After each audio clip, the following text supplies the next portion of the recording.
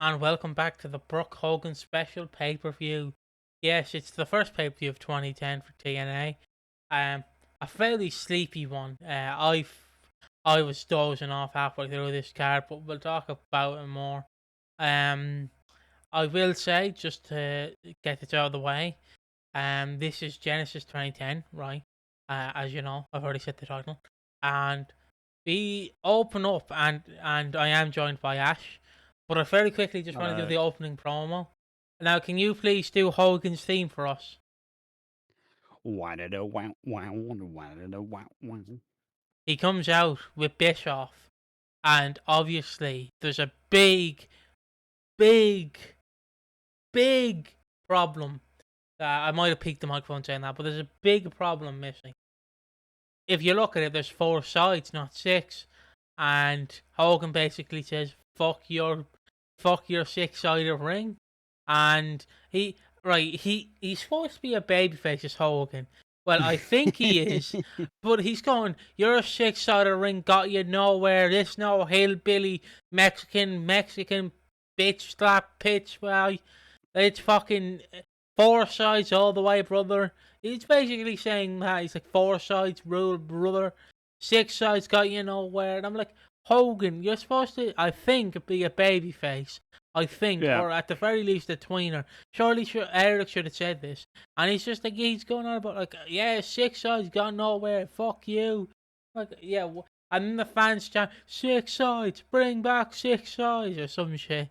And it's like, yeah, it's not coming back, mate. It's not coming back. That's what they say. They literally say it's not coming back because they're going. It's only upward and onward from here.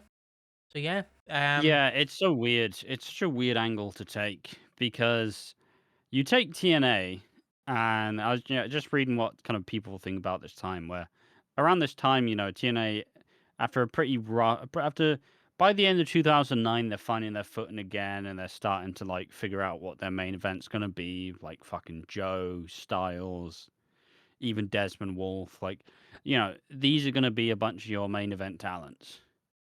And it's all working. The six-sided ring. I mean, I don't know if we necessarily talked about it specifically. I still believe that the six-sided ring is fucking fantastic, I mean, and yeah, I feel like it's so dumb that I understand there are reasons why they got rid of it, but also it just looks cool. Like this, you just through identity alone, you look at it and you go, this is cool. This is something completely different. This isn't Babby's WWE. This is fucking TNA. And I understand that wrestlers get injured in the fucking wrestling ring, but like, there's just some stuff you don't like. You just don't do the crisscross stuff. Simply saying, you probably manage. I don't know. Like, I really do like the six-sided ring, and I do think it's just so. I don't know. They just hate it, and I don't really understand why. it's kind of like, and to use a modern example to an extent, kind of like how AAA, I believe that's the one WWE bought. Um, Yes. AAA, which was bought by WWE, WWE's basically keeping AAA alive by feeding them money. But like the previous pay per view before, like the WWE like acquired this like came into effect and WWE rebranded and shit. Like AAA had the six-sided ring that unlicensed themes. They had like shit like that. Then the minute the WWE effect comes in, like just literally like that, is they get rid of the six sides. It's all like corporate looking, and I'm like, TNA, I understand getting rid of the six sides because you are going to bring in talent who've never wrestled the six sides. But for fucking AAA, I know that it's just me to rant about AAA as well. I'm not going to watch AAA, but to ruin the look of AAA slash Mexican wrestling by getting rid of the six sided ring makes no fucking sense to me. Oh, what? Dom Mysterio can't bump in it. Oh, boo fucking who? He's barely wrestling in it, is he? Same with this, like, oh, Nash can't bump in it. He did for fucking 4 years. What the fuck you on about? Um, it's been reported that like people hated working the ring, so they obviously had to change it, which I understand. But it is a fantastic look to differ Yeah, but who from hated it though? That's my question. Sting. Like, yeah, yeah, but these are wrestlers who like most of these guys' career were working in the six-sided ring. Like most of them don't give a fuck. But like, I don't know. It's just like most people who just fully just worked in TNA for years are always using the six-sided ring, so it doesn't really make that much of a fucking difference for them. Yeah.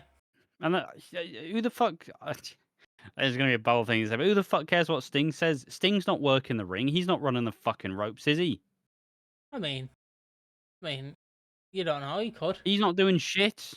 I mean, you've seen him do the Scorpion Splash or whatever he calls it, the Stinger Splash. Yeah, but he's not running against the ropes. He's running to the corner. But I don't know. Basically, the old timers didn't like it, so that's why they got rid of Yeah, it. but it's not your fucking decision, you pricks. Um, but yeah, it's very weird that they got rid of it. I say that as you said, there were a lot of like people who didn't like it, and I'm pretty sure like even like Jordan Grace went, yeah, I fucking hate wrestling the six-sided ring. So there were a lot of detractors, but like it's such a cool thing to brand it differently, I and it's just so backwards as well. It's the whole thing, right, where they go, hey, we're not gonna be like WWE, we're TNA. Yeah, but you now sound like WWE and you look like WWE. Yeah, but we're TNA and we're better. We have Val Venus who just got fired. and We have Brian Kendrick who just got fired.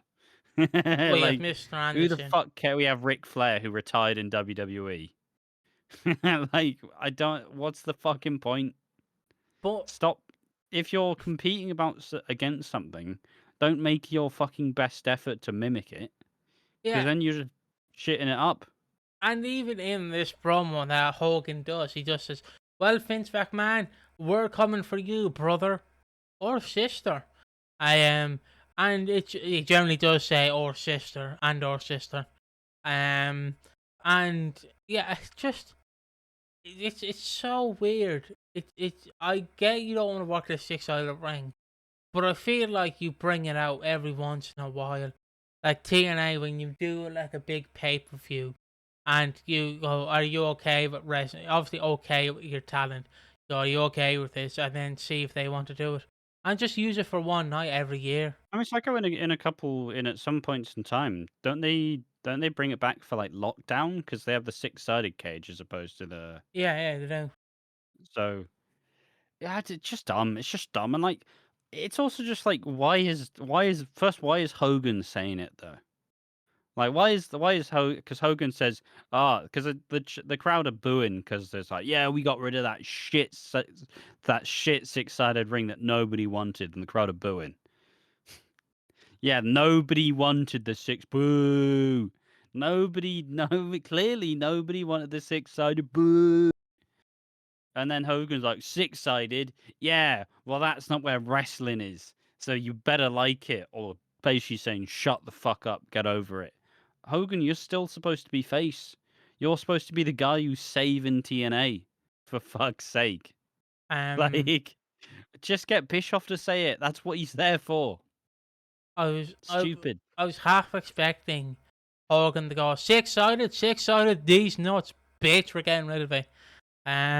Is what I expected him to say, but he didn't. And now I guess we're going to the first match, will we? Yeah. So the first match is Amazing Red, who's the champion, and he has an open challenge, and Spunky accepts it. Brian Kendrick, Mr. Spanky. He is called Brian Kendrick at this time. I don't know if he has to go back to being called fucking Sparky afterwards. Spanky.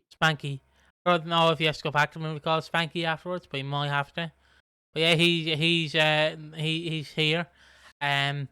Don't look up his views on the Holocaust while he was stoned, please. That is certainly something you can find on YouTube if you really want to watch.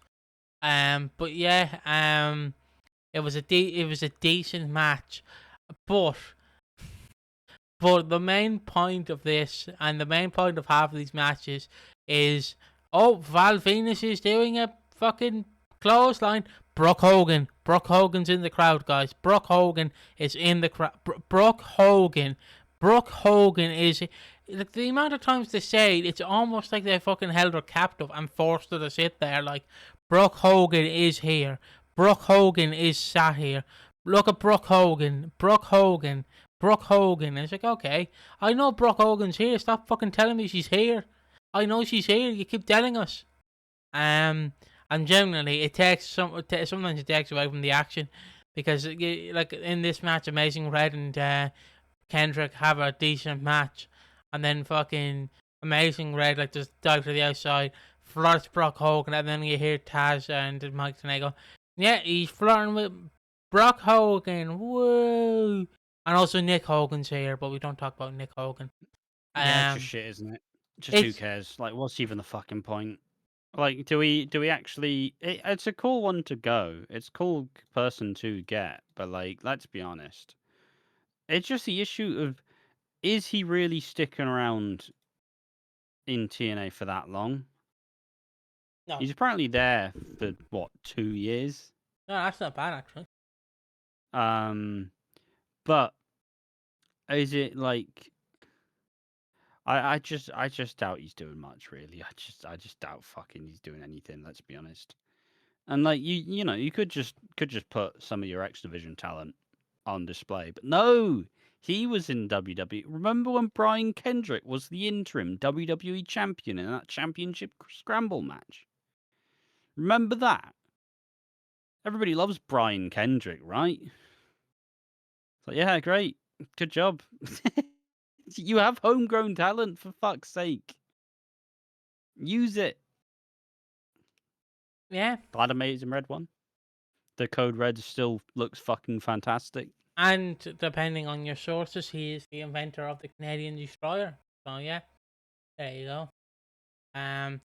Just very quickly for people who don't know, the story goes that Amazing Red invented the Canadian Destroyer, but obviously P.T. Williams saw it and then did it, and then they went, "Oh, where'd you get that move from?" I went, made it myself, mate. That's the rumor. I don't think it has been confirmed or denied We by call that Amazing Red. doing a Hulk Hogan. Yeah, but thankfully he Amazing Red is in such a position because if he created the move right and he doesn't want the credit, he can just be like, "Did you invent that move?" Nah, it was Petey Williams. You're like, fucker, every fucker's doing it now. Oh Jesus Christ, he dodged a bullet. Yeah. But yeah, I just think that's a fun fact to talk about. Is him It was possible. a good match to kick off the show. I appreciate that it was there. Always good to see the X Division belt defended. Kind of typical like Bischoff booking of hey, let's have the cruiserweights go out first and have a good exciting match. And it Um, was that. yeah, and up next, oh, everything. Fine. Up next, we have Sean Morley taking on Daniels. He's not called Christopher Daniels. He's just called Daniels. Um, he's also in weird tights. This just looks weird. But yeah, this is an, Why is this a pay-per-view match is my big question. Sean Why is Morley. this a pay-per-view match? Well, Sean Morley's got to get like his big pay per view debut. He's got to be used on pay per view. Everyone loves Sean Morley, right? Right? Yeah. I'll give a lovely little thing of a lovely little bit of information. Sean Morley isn't even here in 3 months. Oh, So, and he gets a pay-per-view spot. And this is like I'm going to describe this match. This match is a edge match of like 2024 where he gets beat up, he gets beat up, he gets beat up, comeback, finisher, wins. It's a very John Cena match and it was fine.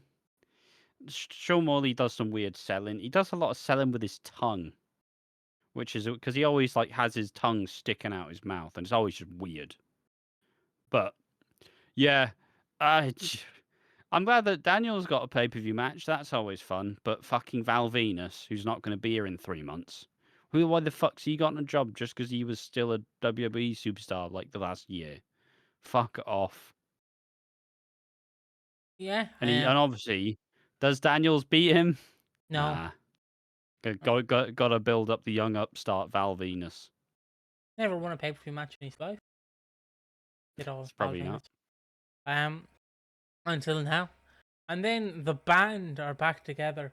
Because we can't call them the NWO because they sold all the rights to WWE. So it's the band, but it's clearly the NWO, but it is the band.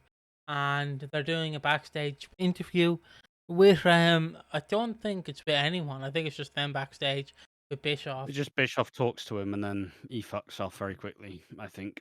And then Hall and Pac are like, let's play rock paper scissors. Loser has to go out and wrestle, or winner has to go out and wrestle, one or the other. And then Pac ends up winning or losing, and he has to go out and wrestle with Nash. Pac Which wins. um so he has to go out and wrestle with Nash. I say that's a better improvement than fucking Hall in 2010 wrestling. If I'm gonna be Yeah, honest. but the one has a famous tag team and the other is X-Pac. Well, yeah, well, true. I can't deny Like that. you don't promote a show so it's saying, "Hey guys, DX is back. DX is back." Yeah, it's Triple H and Hornswoggle. Like that's not DX, is it? This isn't Outsiders. It's fucking Kevin Nash and X-Pac. Sorry, just Obviously, X-Pac's way better than Hornswoggle, but you know. sorry. I'm just imagining the Saudi government for WrestleMania 43 being like, Triple H, you are going to wrestle, aren't you? You are going to wrestle, aren't you? Yeah, yeah. DX will return. And then Hornswoggle just slowly, you see him like in the corner of the room, like, shh, they don't know. Just you'll be fine. Like, it's not the Outsiders then. I know, no, I All the hype's know. lost. I, I, Been seeing I, Kevin Nash wrestle for the last 5 years in TNA. I understand where you're coming from. I understand that, but I feel like it was just like Hall just was like, I'm not wrestling, and I went, fair enough, Oh, Hall. he wasn't fit for it at all. No, I don't know. Obviously, I'm just kind of glazing over that part. And in an ideal world, but they also said he was going to wrestle, they and did, then they they did. didn't do it. It's classic. So It's classic Russo as well. Promote something, don't deliver it, and then change it. Um, and then yeah, so we get to Tara versus ODB in a 2 out of 3 falls match to become the new, or to become the TNA Women's Knockout Champion. Um, and this is an all right match as well. I was getting a bit sleepy during this point. Um, Tara just beats ODB twice, and possibly busts her boob job. So yeah, that's all one I've. thing I do find funny is apparently at the time it was called the TNA Women's Knockout Champion. You call the women's division the Knockout division. Like fucking, why'd you have to put women on there as well? You branded the whole thing. It was fine. It was fine. Tara wins the belt back, rightfully so. Went just shy of 10 minutes. Pretty good. Um, it did. The ODB did. She did seem a bit off at the end. It did feel like something went wrong. Um, but Tara wins both falls and wins the belt back. Hopefully, we move on from this. Yeah, and up next is Matt Morgan and Hernandez. That is his tone, kind of like that. Yeah.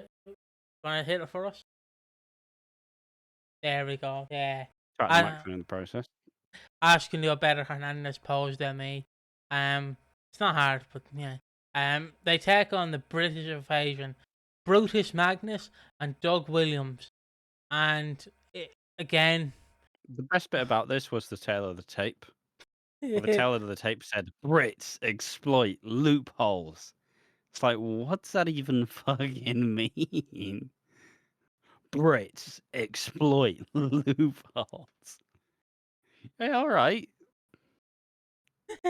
I've not. Just ridiculous. Just fucking absolutely ridiculous, wasn't it? I've nothing to say about this match, honestly. No. Uh, um, the Matt Morgan and Hernandez win. Hernandez is a weird one because I've always like my favorite Hernandez is when he's with LAX, obviously, but like he's just a weird wrestler in a sense because I He just can't. doesn't fit anywhere is the problem. Yeah, like the only good Hernandez, He's just so out of place, it's unreal. the only good Hernandez match I could probably name is like him with Homicide versus like Daniels and Styles.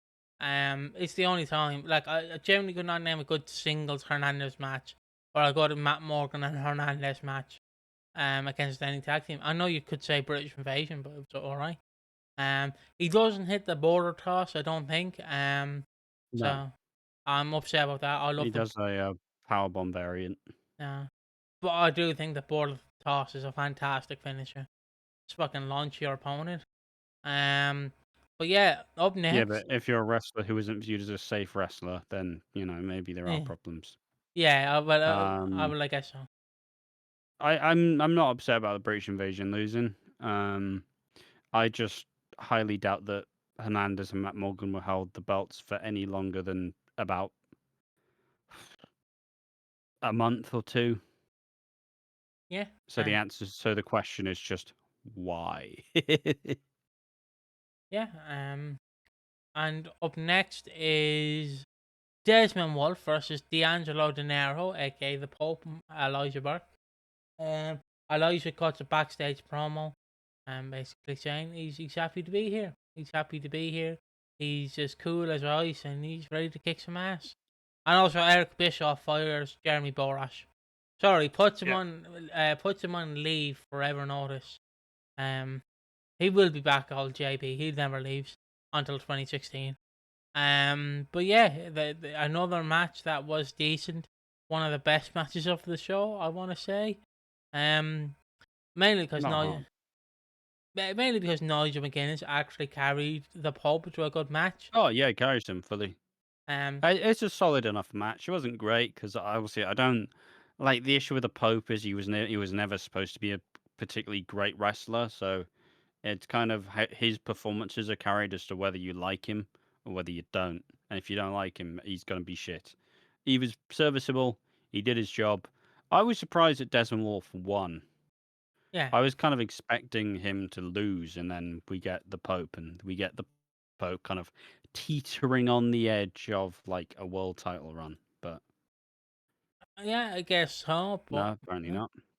not. And then I'm gonna say the first bit. I want you to say the second bit. Beer. Money. Okay. Um, Do love Robert Roode. yeah. Robert Roode and James Storm take on Kevin Nash and Six Pac because obviously he can't call himself X Pac, and I believe Six is already taken by WWE, so he's Six Pac. Pac. So Also sounds like six pack, which is something that X Pac doesn't have. yeah. I mean that's why he has the name Ash. That's why he has the name. You bring up a great point. Um, this is an all right match. Nash does all these Nashisms. He goes in, does his elbow No on the power bomb. no power bomb. He's saving that for the big pay per view. But he elbows, he big boots, he does some little stomps. He does his little sidewalk slam, and yeah, and It's then a it's a very house show match where they're just building for the hot tag. Where and James Storms is taking all the offense, build to hot tag, build to the hot tag. Robert Roode's on fire, and then Scott Hall comes out. He just throws one of the people in the crowd over the apron, and then this distracts Six Pack. And last call into a roll up from Bobby Roode means it be a money win. yeah, that's pretty much that match. As we go through our semi-main event. Also, there was a backstage segment where Bobby Lashley sort of like jumped up on Abyss. He jumped up behind him, and Abyss just went, "Oh, fuck's sake," and knocked him out. And then Hogan went, "Yeah, we've got your replacement opponent, mate." And Abyss like, "Oh, you have?" And he went, "Yep." So Abyss comes out, and then Mister nothing because you don't hear his last name. He comes out and he cuts a promo, Mister last name, and he says, "You guys knew me before, but you've been tweeting me, you've been Facebooking me, you've been emailing me, you've wanted to see me back. Man, I don't know who the fuck's been Facebooking, Twitter yet, or fucking emailing you." And obviously he's back, old Ken, and he says, "Mister Ken, I can't call myself that, Anderson." So he's Mr. Anderson now. Um, formerly Mr. Kennedy, which is weird because we've literally just finished WrestleMania 23 where he wins Money in the Bank and now he's in TNA. So Yeah. yeah, he defeats Abyss. I'm I'm happy that this happened instead of Abyss versus Lashley. Yeah, yeah. Not a hot take, but I'm happy that this happened. I mean, But I'm also not happy because it means we have to get the fucking plodding, ruthless aggression era shit matches on pay-per-view. yeah. Um, Like, because Kennedy was never a great wrestler, and even if he was, he never really defaulted to it. And it's just a very slow, plodding back and forth. Kennedy wins using brass knucks. And can we just talk about how fucking stupid Abyss is? you go on. I'm just like, he's talking with Hogan in the backstage segment, and Hogan basically tries to give him a pep talk. And I don't know, just Abyss is just like a little like lackey. He's like, "Yes, Hogan, yes, sir." It's like, you're Abyss. You're supposed to be like a deranged lunatic, and you See, just sound like Joseph Parks. I mean, it's the kind of thing where they want to. I don't want to say dumb down a bit, but they want to water him He's down. yeah, they did dumb and down. They want to because I don't think they realize that. I don't call him an Undertaker clone because he's not, or a Kane clone because he's not. He's definitely better than Kane even at this time, but they didn't want to really make him kind of like Kane or Undertaker anymore. They just wanted to kind of make him more human, but in resulting in making him more human, they made him more dumb, which makes no fucking sense because he because Biss from like 4 years ago was drowning Christian Cage in a swimming pool, and now he's sucking up to Hulk Hogan, being like, yes, Hogan, I will be careful." And it's something I don't like because Abyss can be written good. It just has to be like the way you write Abyss is just he's a lunatic, but he can be controlled. But you need a manager who can control him. I know that is just my wanky way of saying get James Mitchell back, but in this point, James Mitchell is gone, so you can't really get him back as well because there's a fucking entire like James Mitchell Abyss father son fucking relic storyline that happened 2 years before. But you just get someone who can kind of manage him and kind of help Abyss kind of be himself, kind of like Doctor Stevie, but a bit better. No offense to Stevie, but yeah, Abyss is very dumb at this point. It's just a It's just long-winded. like, because it feels like what they tried to do is they kind of want to make him like Leatherface, right? That's kind of the angle. He's got the long hair. Well, I say Leatherface doesn't necessarily always have long hair, but he's got the more kind of country hick kind of look. And like, Leatherface isn't always inherently scary because Leatherface is also weird as fuck too. Like Leatherface wears different faces to assume like different identities. Um, and Abyss is acting like Leatherface when he's dressed as like like where he's dressed as like or he's just where he's dressed as like the woman. He's dressed as like makes the food and serves the food. It's just weird. It's such a bizarre characterization. Like you just don't make Abyss talk first and foremost because Abyss doesn't have that sort of voice. He doesn't have a scary voice. But they also make him do this half whisper, half not whisper, because obviously they're trying to say that he's kind of crazy. And that I suppose is fine, but you just keep him silent. Just keep him silent. And just make him brutal. Just make him fucking brutal. That's what you need to do. And by having him wrestle a very slow plodding, monotonous match with fucking Ken Anderson, of all people. Well, yeah, sure, they did protect him because it was brass knucks, but also, like, just It's like it's just wasted potential, right? Just wasted. I we're both big Abyss fans. Well, not later stage Abyss, but yeah, I agree because I like the character Abyss. I genuinely think if done right and had he been in WWE, he generally could have been. And this is controversial as shit, but I'll say he generally could have fit in as the third brother of Kane and Undertaker. I know it would completely muck history, but I couldn't give a shit. He would generally fit in with them. Um, I don't know how you would have done it, but it could have fit in. But this Abyss, it cannot. And I know this. might be a weird comparison, but it's sort of like when Kane becomes Corporate Kane, and he's just Yeah. like, yeah, I did like Corporate Kane though, because that is my childhood Kane. It's just him in the test pants, but I understand why people don't like it. But it's the same here. It's basically making him more human, despite the fact he's been built as a monster. I think Abyss is just kind of too in character wise. He's too versatile because he obviously did the fucking because he did have a pretty tenured career. He did Decay towards the end. He did what the Rising, whatever the fuck James Storm's weird stable was. He did that too. He also did the kind of like the kids had loved the fucking Joseph Parks Abyss. That storyline was fun as fuck as a kid. But it's just he was just probably just a bit too versatile, like character wise, but not versatile enough in the ring. Is the big problem. Yeah, and I feel It's like like Sandman. You don't take Sandman's cane away and have him just wrestle normal matches. in true, but So um, why the fuck do you do it with Abyss? also, it's just weird because I do feel like Abyss is the type of person where they'd be like, Abyss, we have this planned for you. We're going to do this, this, this.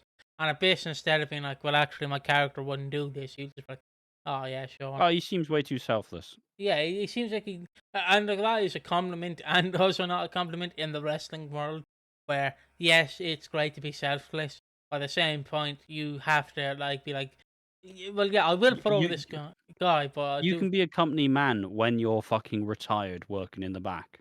Like, Uh, don't fucking do it whilst you're still a wrestler and people are trying to undercut you. This is um, why you become fucking Abyssomania of all fucking things. Like, come on, man. like again, it's just the thing that Joseph Parks or whatever his real name is just a lovely guy. He just seems like I the think it's just is it not just Chris Parks? it's Chris Parks. He just seems like a lovely fucking guy. He does all Chris Parks. Like I just generally don't hear a bad word about him.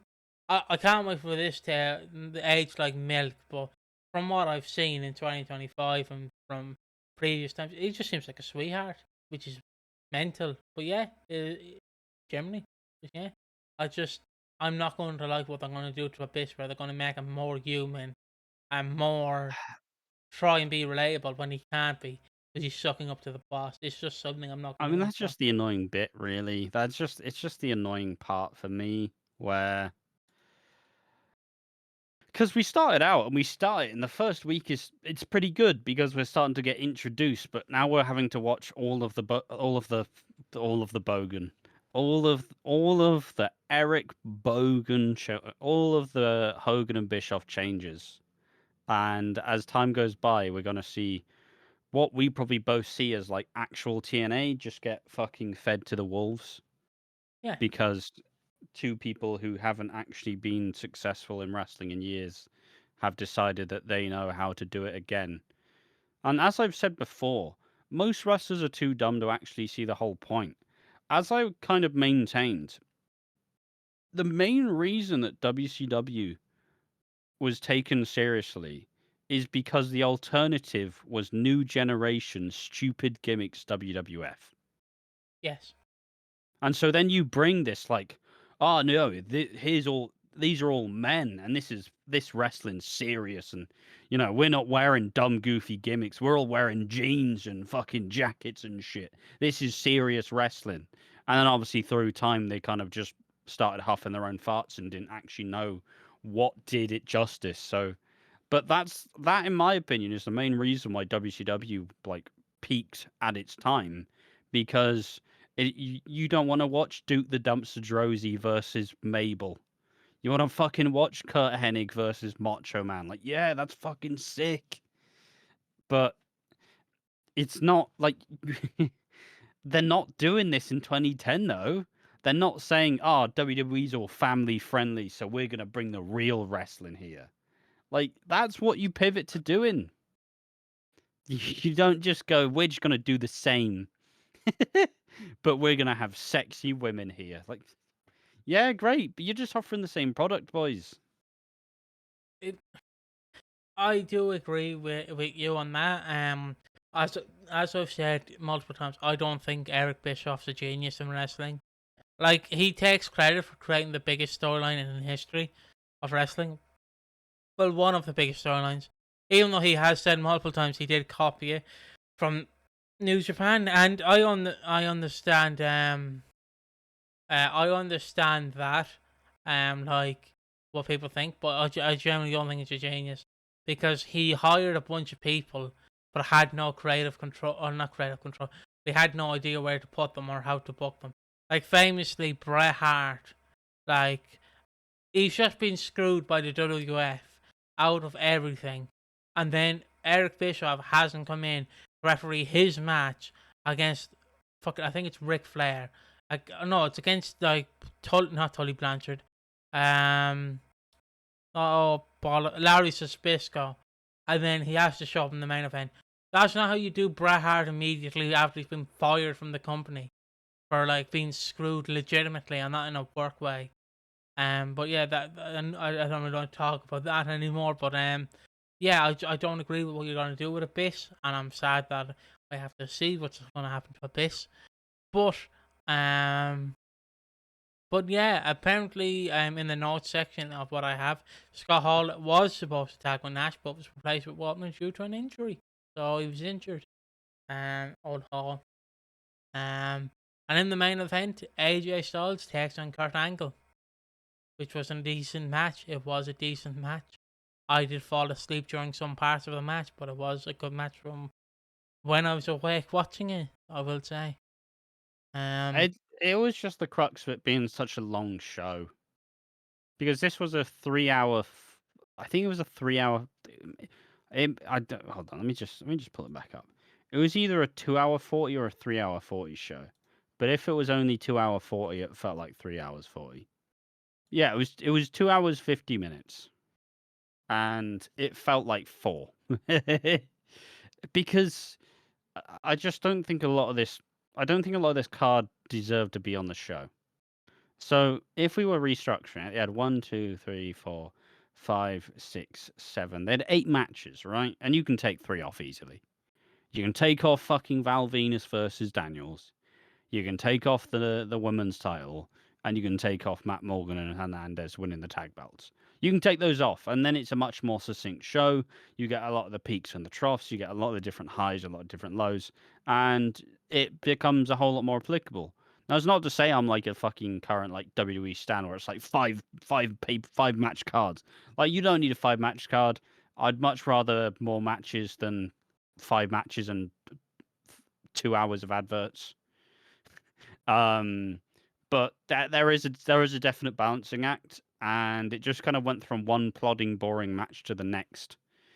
Well, because you start off with a cruiserweight title, you're like, oh, this is sick, and then you go to fucking Val Venus and Daniels, and then you go to Tara ODB, and you're like, fucking hell. Then you go to Matt Morgan and Hernandez versus British Invasion. It's like, fucking hell, yeah, all right, can we get something good now? You know, I've eaten all your celery. Can I get some sweets now? And you go, oh, Desmond the Pope. yeah, Lovely, delicious.